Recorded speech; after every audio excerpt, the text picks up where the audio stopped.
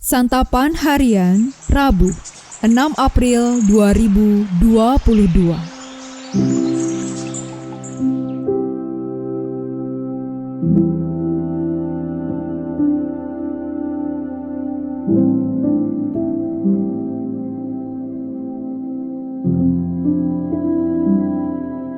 Inilah program Santapan Harian, sebuah program yang mengajak Anda menelusuri isi Alkitab, agar Anda menemukan makna firman Tuhan sesuai dengan konteksnya. Santapan Harian tertuju bagi Anda yang ingin memiliki kehidupan rohani yang segar, kuat, dan sigap.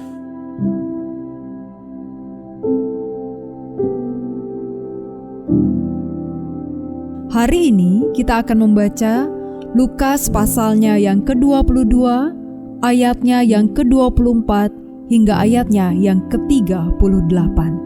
Namun sebelumnya, mari kita berdoa. Kami membuka hati kami untuk sabda-Mu ya Kristus. Bersabdalah bagi kami. Dalam terang sabda-Mu ya Kristus Yesus, kami memohon. Amin. Lukas 22 ayat 24 sampai 38. Terjadilah juga pertengkaran di antara murid-murid Yesus, siapakah yang dapat dianggap terbesar di antara mereka. Yesus berkata kepada mereka, "Raja-raja bangsa-bangsa memerintah rakyat mereka, dan orang-orang yang menjalankan kuasa atas mereka disebut pelindung-pelindung. Tetapi kamu tidaklah demikian, melainkan yang terbesar di antara kamu hendaklah menjadi sebagai yang paling muda dan pemimpin sebagai pelayan. Sebab siapakah yang lebih besar, yang duduk makan atau yang melayani? Bukankah dia yang duduk makan? Tetapi aku ada di tengah-tengah kamu sebagai pelayan. Kamulah yang tetap tinggal bersama-sama dengan aku dalam segala pencobaan yang aku alami.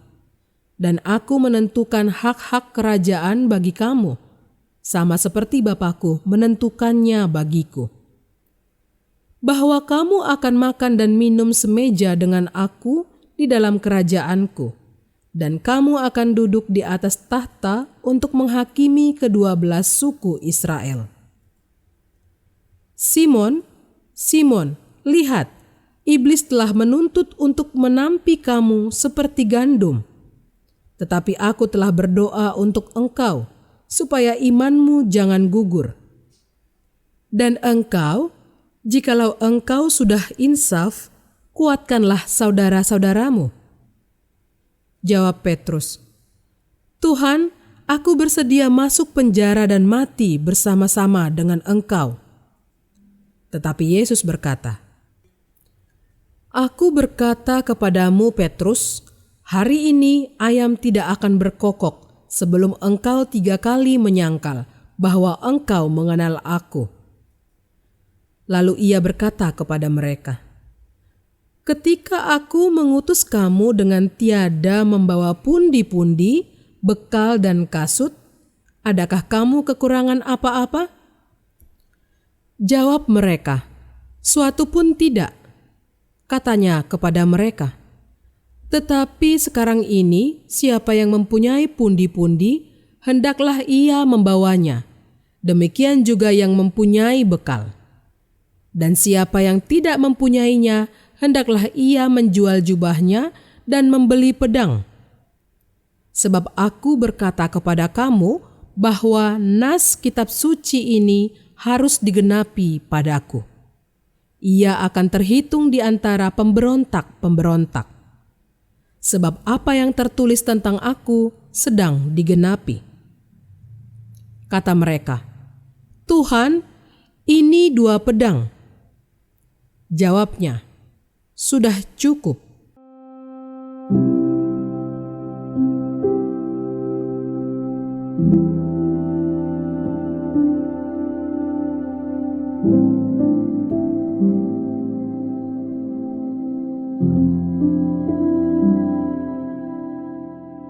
Sahabat Santapan Harian, Dalam percakapan saat perjamuan malam, ada dua hal penting yang menunjukkan betapa besar pemeliharaan Tuhan, atau bahasa Latinnya adalah Providentia Dei. Pemeliharaan tersebut nyata dalam segala keadaan, sekalipun dalam kondisi kalut yang akan terjadi saat Tuhan Yesus ditangkap dan disalibkan. Providentia Dei itulah yang memampukan para murid tetap menjalani hidup dengan iman yang teguh, serta mewartakan kasih dan karya Kristus Yesus yang menyelamatkan. Yang pertama adalah Providentia Dei secara psikis. Di situ dinyatakan bahwa Tuhan Yesus telah berdoa untuk Simon Petrus agar setelah penyangkalan pun iman Petrus tidak gugur. Bahkan Petrus ditugaskan agar setelah insaf ia menguatkan murid yang lain. Sedangkan yang kedua adalah Providentia Dei secara fisik yang tampak. Tuhan Yesus menekankan agar para murid membawa bekal yang cukup, karena peristiwa yang akan mereka alami adalah peristiwa yang berat. Dengan demikian, hidup para murid tetap terpelihara meski kondisi sedang kalut. Dari perikop hari ini kita dikuatkan bahwa kasih pemeliharaan Tuhan itu nyata, apapun keadaan kita saat ini ataupun nanti. Itulah juga yang dihayati dan dirasakan oleh Jakob Utama, tokoh pers senior yang berpengaruh yang pada September tahun 2020 tutup usia. Tiap kali beliau berkisah tentang pengalaman hidupnya, terutama tentang perjalanan panjangnya bersama timnya membesarkan grup media yang dipimpinnya, beliau selalu berkata, "Hidup ini seolah-olah bagaikan sebuah kebetulan. Tetapi bagi saya itulah Providentia Dei." Beliau sadar dan mengakui bahwa nama besar dan kisah sukses perjalanan hidupnya bukanlah semata-mata karena kehebatan dirinya, melainkan karena Providentia Dei.